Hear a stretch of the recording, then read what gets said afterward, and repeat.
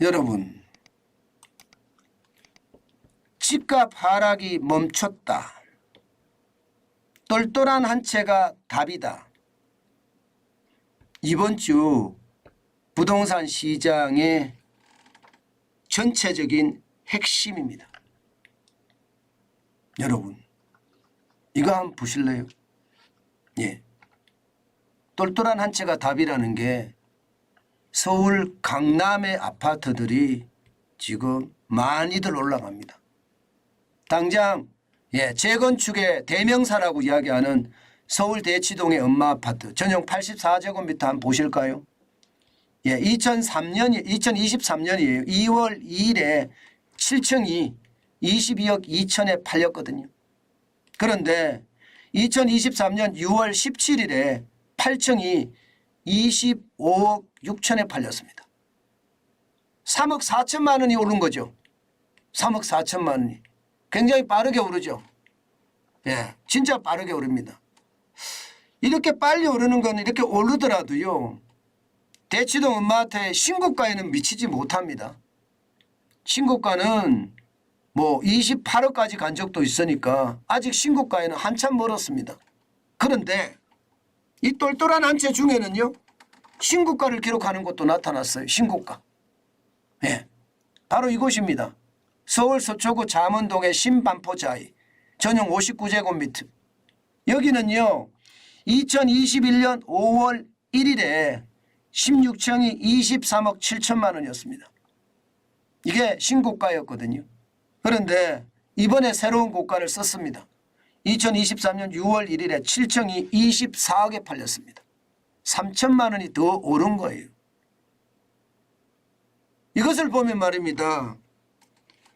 하락이 멈추면 맞습니다. 이제 멈추면서 상승하느냐. 똘똘한 한 채 중심으로 상승을 한다. 그것도 말입니다.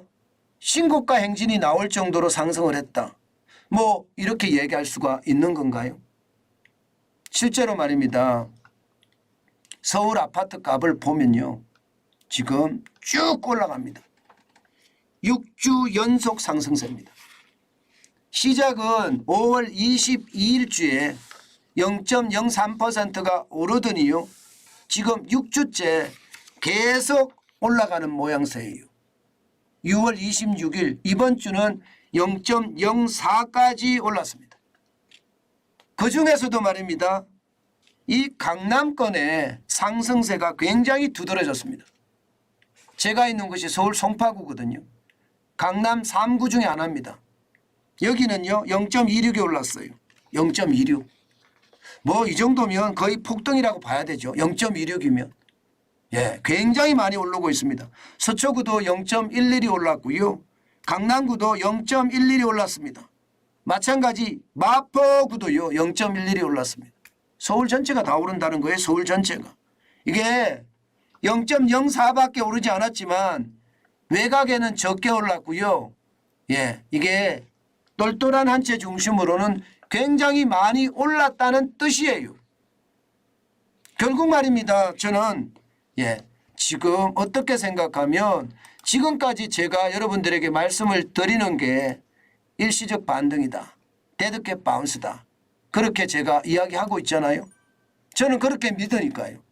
그런데 지금 지표들을 보면 점점 바뀌어가는 분위기예요. 이게 일시적인 반등이 아닐 수도 있어. 이자 앞에 장사 없다고 하는데 장사가 있을 수도 있어. 이런 생각을 할 수가 있습니다. 왜냐하면요. 지금 수도권까지도 지금 집값이 올라가거든요. 수도권도 지금 4주 연속 상승세입니다.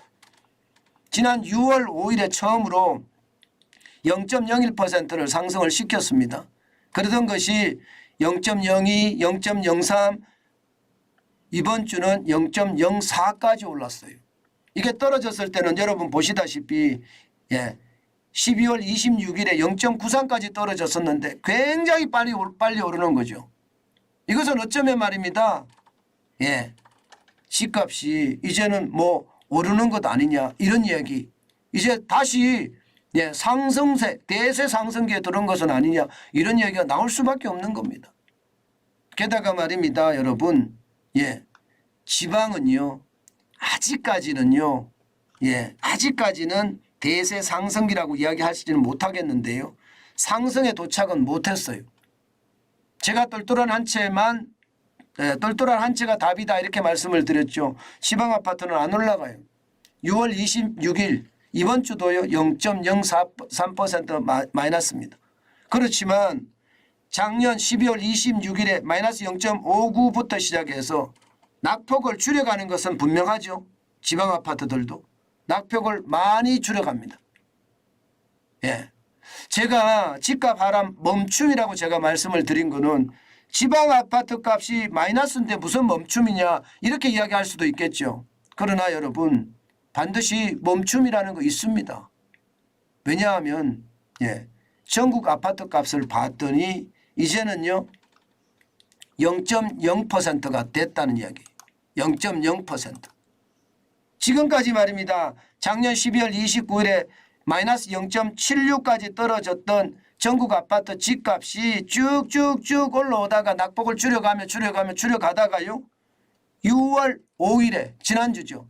마이너스 0.01을 기록하다가 6월 26일에 0.00 그러니까 서울이나 수도권이 더 많이 올랐다는 뜻이에요. 그죠? 서울 수도권이 더 많이 오르니까 전국 집값도 낙폭을 줄였지만 지방 집값도 낙폭을 줄였지만 그러니 전체적으로는 하락이 멈췄다 이렇게 이야기할 만큼 지금 올라갔다는 뜻입니다. 시장 보니까 여러분들도 지금 깜짝 놀라시겠죠. 아마 그러실 것 같아요. 요즘 집에 대한 예민한 사람들은 이게 도대체 무슨 일이야 이렇게 생각할 수밖에 없고요. 윤석열 정부도 집값을 올리네 이런 이야기를 할 수밖에 없을 것 같아요. 할 수밖에. 그런데 저는요 이게 대세 상승기다 여기에서는 좀 선을 긋습니다. 아직 지금 지표들이 상승으로 가는 모습은 많이 있습니다. 그러나 저는 이자 앞에 장사 없다는 말을 아직도 하고 싶어요. 일시적 반등이다 이거. 일시적 반등이다.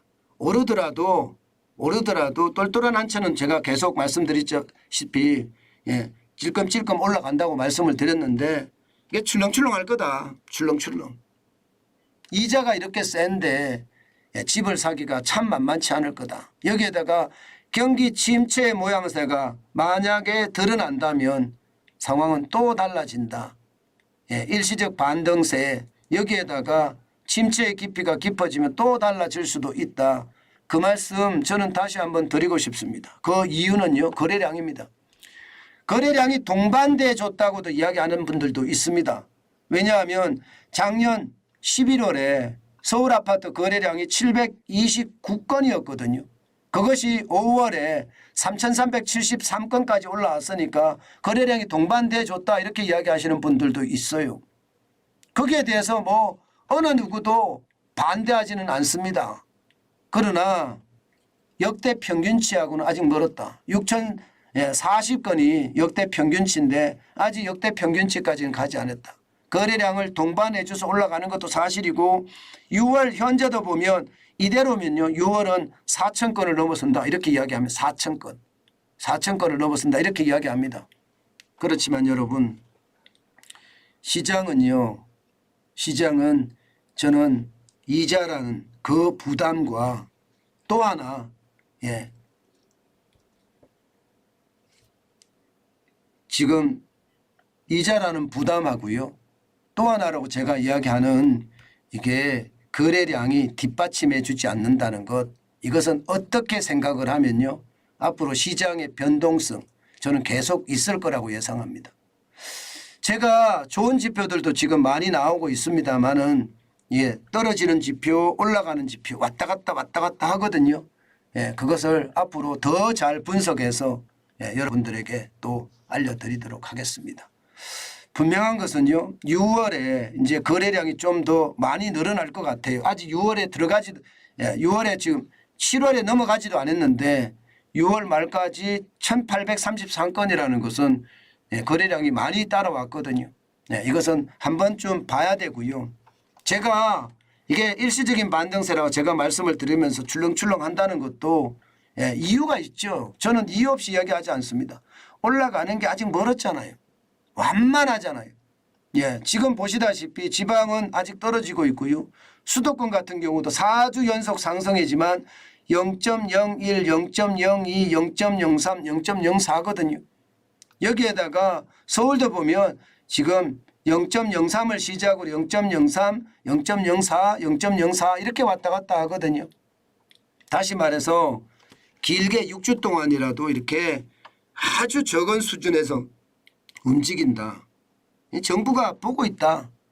예, 이게 집값이 올라가는 거를 정부가 가만둘 리도 없다. 이것도 저는 한몫한다고 봅니다. 예, 올라가려면 쭉쭉쭉쭉 막 0.1대까지 올라가서 쭉쭉 아까 송파구 같은 0.26까지 올라갔다 그랬잖아요. 그렇게 올라가는 것처럼 쭉쭉 올라가는 그런 모양새는 아직까지는 나타나고 있지 않다. 예, 그렇기 때문에 아직까지는 일시적 반등이라는 예, 분석을 유지하겠다. 아마 저는 그렇게 생각합니다. 예, 시장의 변화가 어떻게 돌아갈지 우리가 계속 봐야 되지만요. 제가 계속 말씀드리는 거 있잖아요. 경기 침체가 올 경우 저는 올 수 있다고 보는데 그러면 부동산은 더 꼬꾸라질 수밖에 없고요. 여기에다가 이자에 대한 부담이 많으면 많을수록 더 꼬꾸라질 수밖에 없다. 저는 그렇게 지금까지는 분석하고 있습니다.